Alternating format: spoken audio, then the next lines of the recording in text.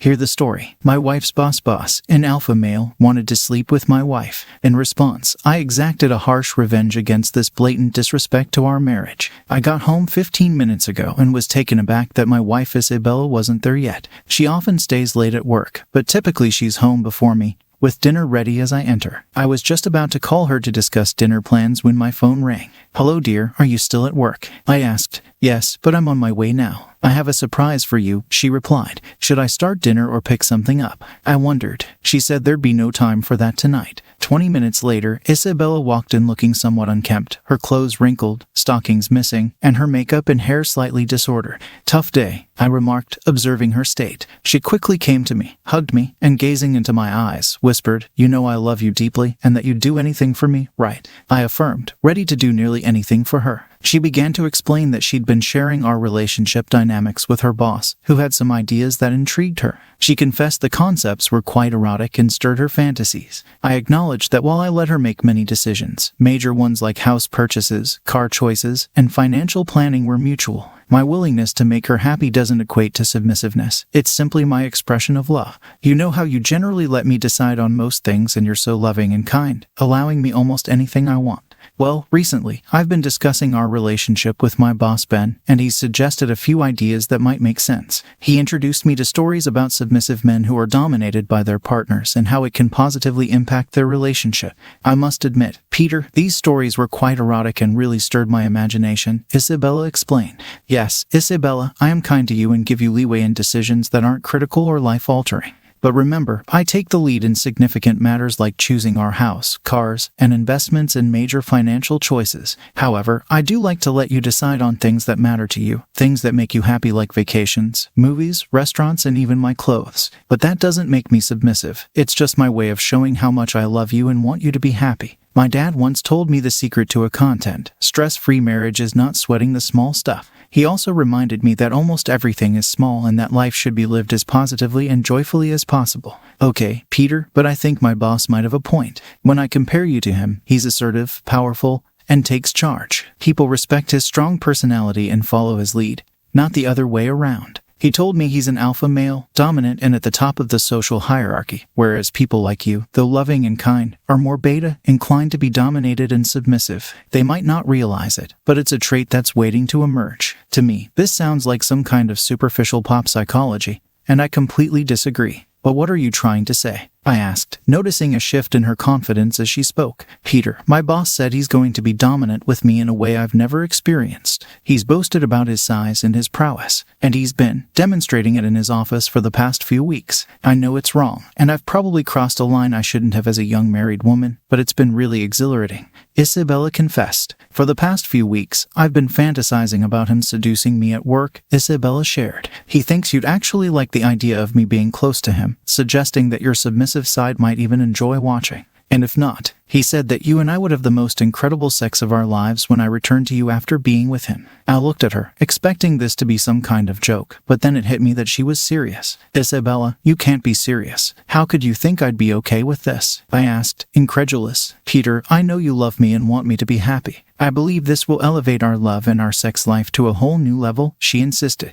"Isabella, are you telling me you've been intimate with your boss? Why on earth would you do that?" I demanded, struggling to comprehend her actions. "Isabella, oh no, Peter, I would never cheat on you," I exclaimed in disbelief. "But you already have. You've had intimate conversations with Ben. And you've told me about touching his boyfriend." "Did he?" I trailed off, seeking confirmation. She averted her gaze, unable to meet my eyes, and quietly said, "No, Peter, not yet. He's waiting in the driveway. We're going to talk, and then he'll come up to our bedroom. We're going to be together. And you can watch if you want. Ben would like that. If not, you can come and get me afterward, and I'll be all yours, ready for anything you've ever dreamed of." "Are you kidding me? The thought of being with you after you've been with him is revolting," I retorted, disgusted. "And what now, Isabella? Because I'm saying no and demanding that he leave immediately." Isabella's expression turned to one of panic. I could tell she hadn't anticipated this response, and now it seemed she was going to take a more assertive stance. "Isabella, you seem to have been influenced by your boss," I said, struggling to grasp the situation. "You love me, and I want this. You've always let me have my way. And I've decided this will be good for us. Let's try it just once, though I'm sure it'll be so amazing we'll want to continue. Now, I'll go upstairs to get ready for him. And for you, you can let him in, then wait until we're done. I know you'll want this because you love me, and I believe it will be great for us. Isabella, I see where you stand, and what this means for our marriage and vows. So, go ahead and get ready, and I'll have a quick talk with your visitor, I replied, my voice heavy with emotion. He's not my lover, Peter. This is just about intense, dominant encounters. I will always love only you and will be yours forever, and you'll be mine, Isabella insisted, moving to hug and kiss me. But I pushed her away, my eyes filled with surprise and pain. Well, don't wait on my account, Isabella. It's clear you're set on doing this regardless of what I say. If not now, then eventually, perhaps even without telling me. But you've already betrayed me, so go upstairs and get ready, I said, the weight of her betrayal heavy in my voice. Her expression shifted to guilt and shock at my words, but she turned to leave. Halfway up the stairs, she looked back, asserting, this is going to be a game changer. Yes, Isabella, it certainly will be a game changer. You've made your choice, I replied, feeling a mix of anger and resignation. After she walked upstairs, I went to her purse and took out her car keys, house keys, and phone. From her wallet, I removed our joint credit card. Then, I headed to the kitchen, pulled out a dish towel, some zip ties from a utility drawer, and a large carving knife. With these in hand, I went outside to confront Ben. Ben was in his car, engrossed in his phone. As I approached, he rolled down the window and said smugly, okay, little Peter, I assume your wife filled you in. Don't worry, I'll still let her be with you, at least for now, until she's totally under my control. You're going to enjoy this, Ben started, but I didn't let him finish. I launched into the most forceful left hook I could muster, striking him squarely in the nose. The sound of a crunch confirmed I'd inflicted damage. Handing him a kitchen towel, I said, here, you might need this, Ben. As he brought it to his nose, I quickly looped a zip tie around his left wrist, secured it to the headrest bar, and tightened it. Next, I opened the car door and delivered another left hook, this time targeting his lower body, right where he boasted his manhood was. He doubled over in pain, curling up as much as the zip tie on his wrist allowed. His right hand clutched the steering wheel while he screamed in agony. Seizing the moment, I swiftly zip-tied his right hand to the steering wheel. Leaning close to his face, I taunted, so, the big, strong, dominant alpha male is having trouble now, huh? What a pathetic situation you've got yourself into. You've misjudged this scenario horribly, and you're about to learn from your mistakes. Unfortunately for you, Isabella is expecting something epic, so let's not disappoint her. I picked up a water hose lying on the grass, equipped with a sturdy steel nozzle. With a swing, I shattered the car's side window, sending fragments scattering across the seat and floor. Then, I moved to the front, striking the windshield. While it didn't break, I managed to fill it with cracks and dents, as if it had been pelted with golf ball-sized debris. I also smashed the headlights, finding a grim satisfaction in the act. Returning to the driver's side, I chuckled, looks like your car could use some work. Then, pulling a knife from my back pocket, I quickly leaned towards the car and pressed the blade against the jugular vein in his neck.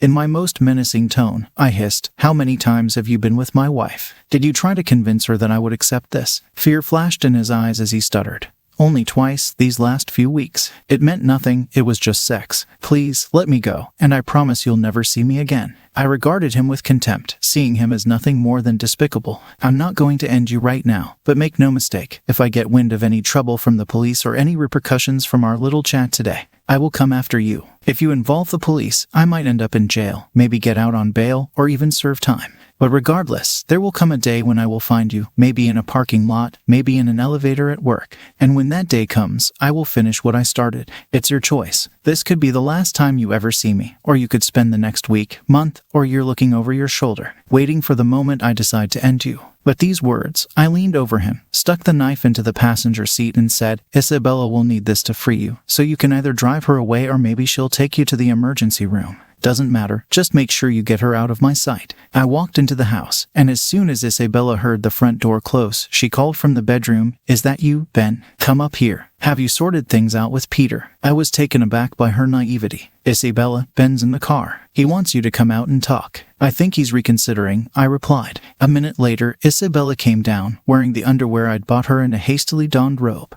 What happened, Peter? Did you reassure him everything's okay? She asked. I made it clear his future depends on his actions. You should probably go out and talk to him, I responded. She looked at me, puzzled, and said, Peter, please remember that I love you, and this is going to strengthen us. Of course, Isabella, I replied, masking my true feelings. Feeling a newfound sense of resolve, I locked the front door immediately after Isabella walked out. As I made my way upstairs, I heard Isabella screaming, What have you done, Peter? Come here. I ignored her pleas and went into our bedroom, pulling out a suitcase. I quickly gathered a handful of Isabella's underwear, bras, and socks from her drawers. Then I grabbed some t-shirts, shirts, jeans, and sweaters from her closet, packing them into the suitcase. In the bathroom, I hastily threw as much of her makeup and personal items as I could fit into the suitcase. Returning to the closet, I grabbed a pair of her tennis shoes. Walking to the guest bedroom at the front of the house, I opened the window and shouted, "Isabella, you might need this," as I dumped the suitcase onto the driveway. Some perfume bottles might have broken, but that was no longer my concern.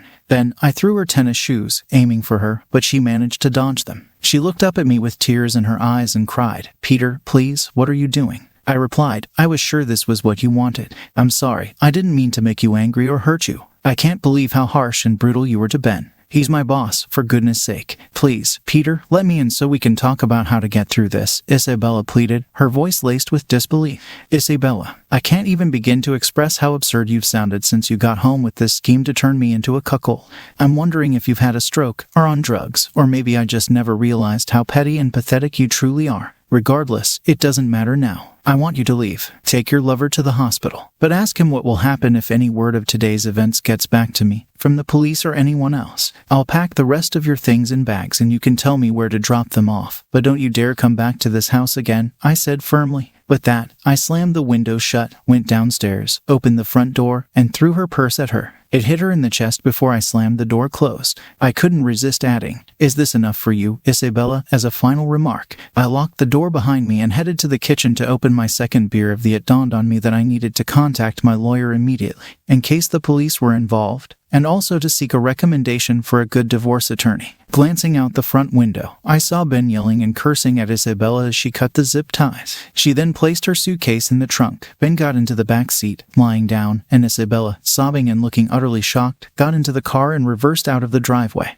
As the adrenaline in my system began to subside and I started to relax, I was utterly astonished by the day's events, how my wife could derail so drastically, and how I had reacted in anger towards her boss. I was alarmingly close to causing him serious harm and now realized he just wasn't worth it. I couldn't help but laugh at the nonsense he had fed Isabella about being an alpha and me being a beta. Was out of love and a desire for a happy life, a happy lifelong marriage. But Isabella completely misunderstood my kindness, as if I were a submissive beta personality who would let her fool me with someone like Ben. I never saw this coming. In the following days, Isabella stayed away from the house. I kept receiving calls from unknown cell phones, which I assumed were from Isabella since I had taken her phone, pleading for me to call her back on a specific number to talk things through. I knew a confrontation was inevitable. Since the police hadn't shown up, I felt relieved, thinking I had narrowly escaped trouble. Now, it was time to close this painful chapter. I called Isabella and told her to return in an hour for a talk. After hanging up, I finished packing everything in the house that belonged to her and waited on the porch. Isabella eventually drove up in her car, which she must have retrieved from work. I wasn't sure if she was staying with Ben, her parents, friends, or at a motel. Surprisingly, I found myself not too interested in where she had been. She got out of the car, waved at me hesitantly, and then came to sit next to me on the porch steps, her face. Isabella's face was a canvas of emotions, including fear, shame, guilt, and apprehension. Her swollen, blotchy appearance suggested she had been crying a lot and sleeping very little. She looked at me sheepishly. "Peter, I'm so sorry for what I did. I don't know how I let Ben convince me to ask you to be part of that, thinking you were submissive and would be into it. Reflecting on the past few weeks, I can't comprehend how I got caught up in all this. Maybe it was his assertiveness and his insistence that it would be great for us, that I would have the best sex of my life, with him and then with you. You must think I'm insane, and I probably was, but Peter, now I've come to my senses. I love you, and I want only you. I'm asking for your forgiveness, and I promise to be the best wife, dedicated to making amends for my actions." "So, Isabella, how was Ben in bed?" I asked abruptly. "Stop, Peter," she pleaded. "After that conversation, I never went further with him. He's so scared of what you might do that he fired me and doesn't want anything to do with me.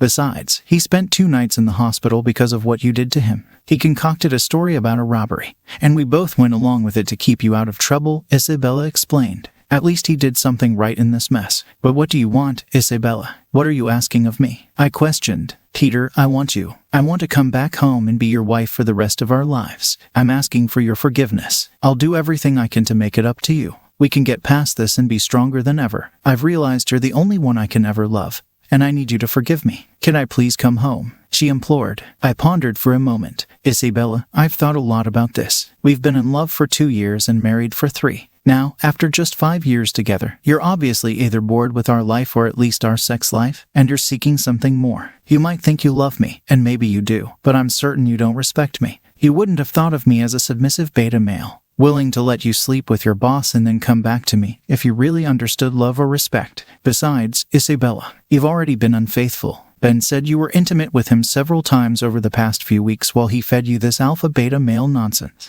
Your desire overshadowed the vows and promises you made to me. And this is only 5 years in. What will happen in 7, 10, 15, or 20 years? How often will you get bored and break those vows? Peter, I promise I'll never do something like this again, Isabella pleaded. You've already done it, Isabella, so don't say never. No, I've thought about this a lot. We don't have kids, our savings are minimal. And our only real asset is the house, which doesn't have much equity. I've decided, Isabella, that the risk of staying with you far outweighs any benefit. I'm convinced that it's only a matter of time before you justify your affair to yourself, and given your recent experience with Ben, next time you might just go behind my back. I don't trust you anymore, and what's worse, I've lost respect for you. I can't be with someone who doesn't respect me and whom I no longer respect. Isabella started crying as I laid out my decision, and her tears continued as I told her we were done. Isabella, we're getting a divorce. You can keep your car, I'll keep mine. We'll split the savings and sell the house. We're both still young, and I hope to start anew with someone who will love and respect me for who I am. I've already hired a lawyer for the divorce, so we can do this amicably,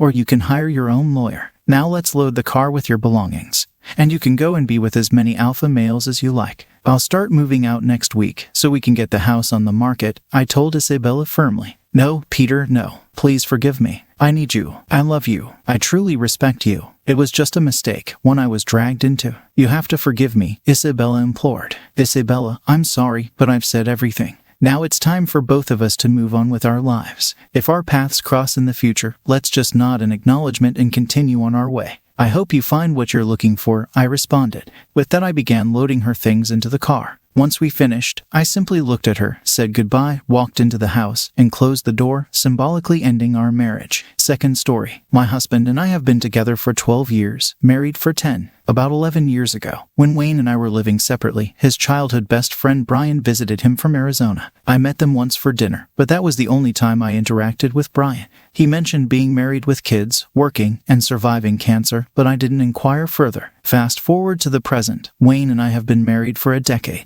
Throughout this time, I haven't had any communication or interaction with Brian, while Wayne maintains various forms of communication with his invisible Brian. Wayne meets up with him every time he travels to Arizona for business, which is quite frequent. Strangely, when I travel with Wayne to Arizona for business, Brian is never available to meet us, and Wayne always offers different excuses about it. Recently, Wayne shared a successful business deal in Arizona and invited me to join him on a trip to see the new business asset. However, he never mentioned invisible Brian during the initial plans. Later, Wayne decided it wasn't the right time for me to accompany him and revealed that he intended to meet up with Brian instead. Feeling hurt and excluded, I expressed my concerns about being left out of a business trip where Wayne meets up with invisible Brian once again. Wayne defended himself by claiming he was just being transparent and didn't want to upset me. There are more details to consider, but the situation raises questions about who invisible Brian really is after 11 years. Wayne's actions make me wonder if he is manipulating me or not being honest about his relationship with invisible Brian.